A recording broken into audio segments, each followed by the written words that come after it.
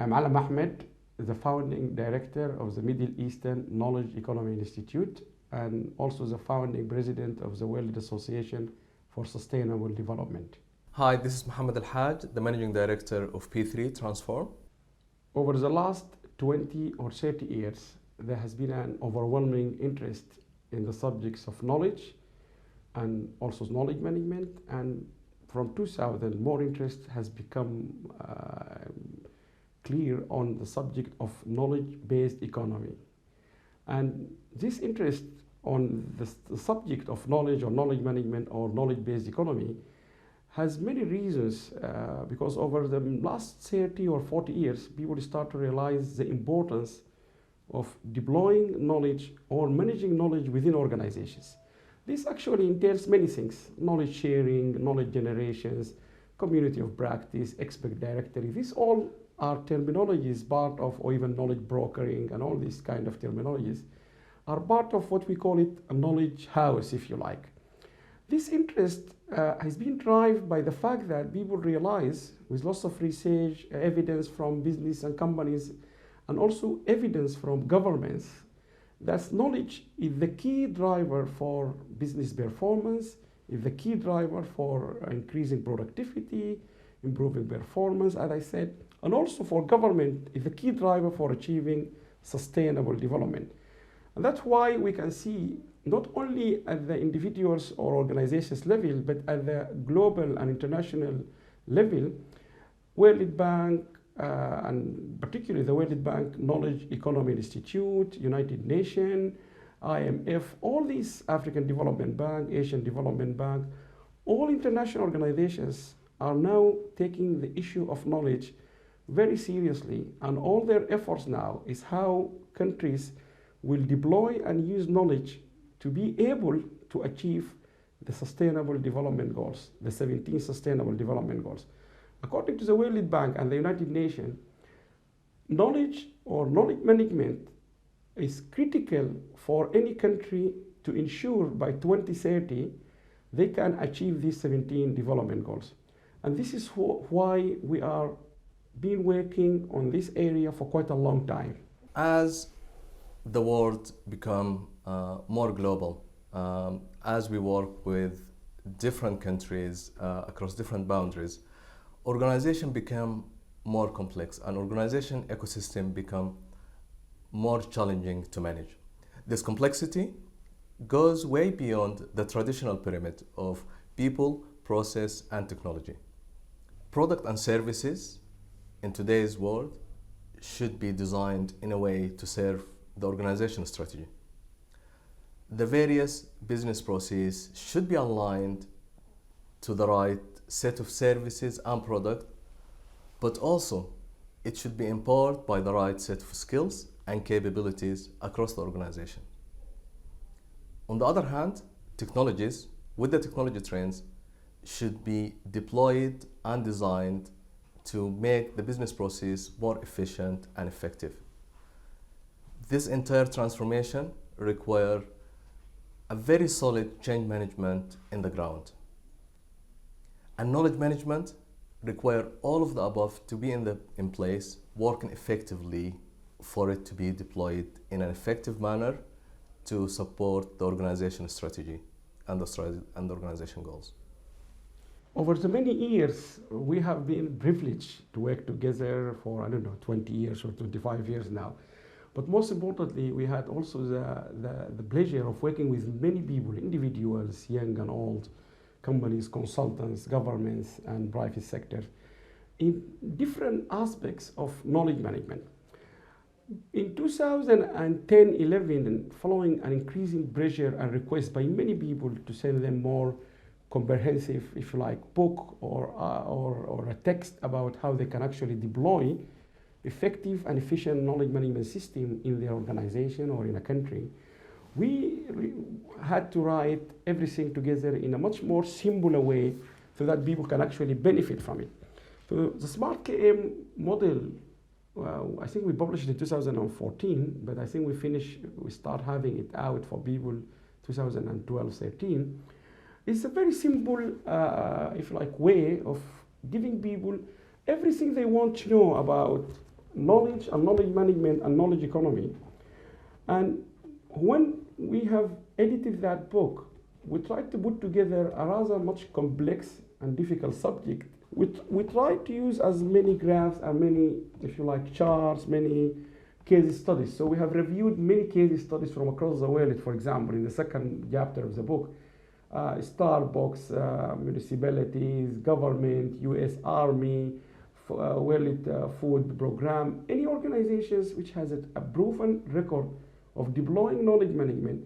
We took that as a case study and we tried to relate it to the whole concept and the framework we introduced, the SMART game. So many people have used this and they came back to us with lots of feedback, questions, ideas, and I have to say I have been very pleased and privileged to be invited many countries, many organizations to go and actually just talk to people about how they can actually deploy and how can they actually benefit from this very simple model. And we started to be interviewed, being asked to come to TV interviews, speaking at conferences, and we had the pleasure of being in many places like World Bank, United Nations, and also Mohamed, I'm sure he will explain in more details. We have the privilege of even helping countries like United Arab Emirates. We helped in the Musharaka project, which is a major knowledge management initiative by the government of United Arab Emirates. It was an excellent experience where we started from scratch until we have a system running in the government. And also by companies within the UK, Saudi Arabia, in Jordan. We have been involved in Sudan, in many parts of the world. So we realize in order to help people, we are here to help people, whether they're individuals, organizations, or government. We started to design some workshops and training programs, either to be delivered here at the university or on site, or to be delivered, or sometimes we do it on even simple Facebook streaming, because there's so many people that cannot even reach us. So we, even to that extent, we have live Facebook sometimes to talk about maybe answering questions about knowledge management. So those workshops are very different, and we try to tailor them to individual needs, organization needs. But we realize most of the time people asking us to give them a training programs or a workshop which actually cover everything: leadership, strategic management, business transformation, change management, and then knowledge management. So this is one of the examples after we have to work very hard to try to put together in 5 days one workshop which can actually cover most of the basic and the essentials you need to understand about strategic leadership, organization transformation, and knowledge management. Yeah, thank you. So this course is not really to provide a unique formula to deploy knowledge management that works for everyone. Because I mean, in very simple terms, that unique formula doesn't exist. Every organization is unique in itself. It requires certain degrees of tailoring for the various aspects and elements to really serve the purpose of that organization. You know, whether that organization being a public sector organization, an NGO, a private company, a utility company, and so forth and so on. So one of our key objectives in this course, to make sure that leaders and policymakers are aware of the benefits of implementing a knowledge management framework, but more importantly, before making the decision to put that investment in place, what other organizational enablers need to be in place either before or after the design of the knowledge management framework. In simple terms, what is really needed to mandate the design of a fit-for-purpose knowledge management framework for that specific organization? Our workshops generally have been very, because based on the feedback we receive from different, whether they are governments, individuals, universities, students, researchers, NGOs, have been involved with all of this. We keep receiving very good feedback And we take every single details in this feedback very seriously, because our aim is really to help. It's not just to deliver a workshop or a program. But from what we have learned so far from the different hundreds we have been teaching or coaching, or thousands of those who communicate with us, even after we finish the workshop, they like the way we interact with them. They like the way we give them examples. For example, whenever we're delivering a workshop, generally, we try to give people real example. So when we're talking about community of practice, we will say to you, this is how Starbucks use community of practice to achieve profit maximization or to improve customer satisfaction. This is how the American Army or the military use knowledge management to achieve this. So we give examples from real teams. We talk about real case studies from industry, from government, from municipalities, for example. The second thing we found it also in our advantage, we both have a very long experience in teaching, coaching, training. I've been teaching for more than 25 years. So the skills we learned, and we continuously develop in ourselves different set of skills to deal with people in terms of training them, in terms of we can train in every setting. We have a very good experience with talking, training, and improving the understanding and the learning exercise of any kind of people from across the world. We have the luxury of meeting from students or researchers or government from all over the world, from India, Africa, America, Canada. We have been all over the place. In fact, the second launch of this model was actually it was in Canada in 2014. It was launched in London School of Economics in 2012, I think, and in 2014 it was in Montreal. And in Africa, in Sudan, we did that, in Middle East, in Saudi Arabia, and so on. So we have a very good experience dealing with people from the whole globe, if you like. Another advantage, we suddenly found ourselves became popular, or people interested in us to deliver this kind of workshop continuously.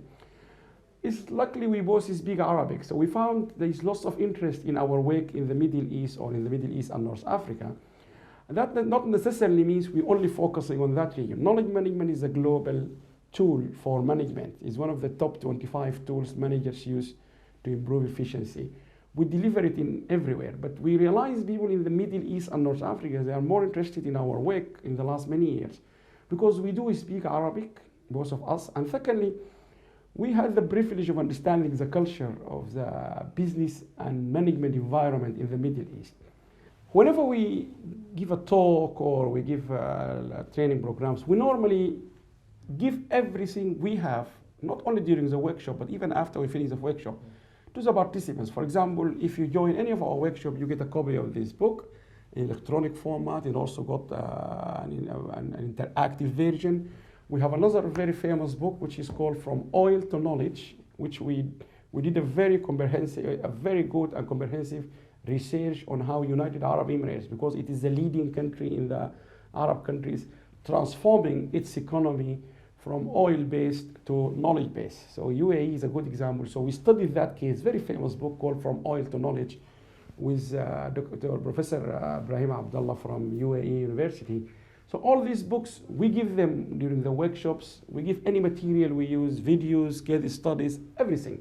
Because the whole idea is to help you learn from what we have gained and also learn from you. One of the famous books I have edited in 2008 is reviewing all management within the Middle East and North Africa, Jordan, Saudi Arabia, UAE, Sudan, Egypt, Libya. And I'm very pleased to have a network across the whole Middle East.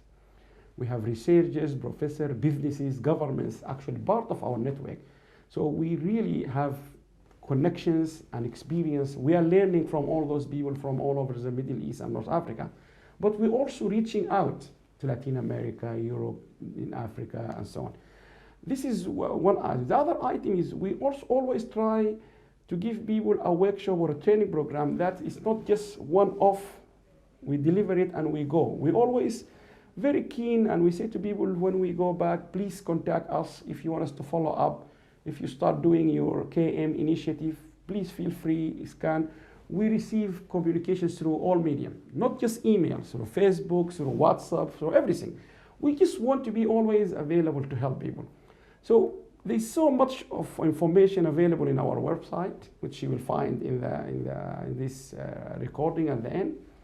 Please browse our website, communicate with us either by email, by Facebook. We have a Facebook page. We have lots of videos. We have lots of TV interviews. Some of them actually are more detailed. Like sometimes I remember there was one of the TV interviews which is like 30 minutes talking about what is knowledge management. So there's lots of lectures available there, and we're quite happy to engage, to deliver, to talk to people, even on Facebook Live, because we found it very useful. So we encourage everyone, because really this workshop, like Mohammed said, is for everyone. It's for executive. We have ministers in our workshops. We have youth, young generations who want to learn about knowledge management. We have senior, junior managers. We have people who are simply doing research on knowledge management. We have students. We have NGOs. I have been giving lectures to NGOs before, UNDP and so on and so on. We also engage with government at a very high level. So I think our workshops are very, if you like, open for everyone.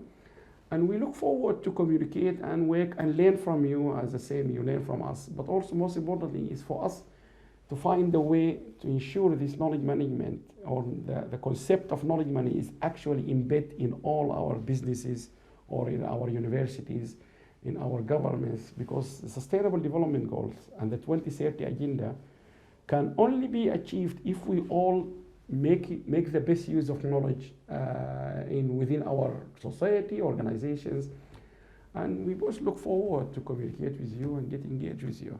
We're looking forward to see you in one of those workshops. As Dr. Allam mentioned, please feel free to keep in touch if you have any inquiry, whether on the training issue or on any other relevant KM issue. So see you soon.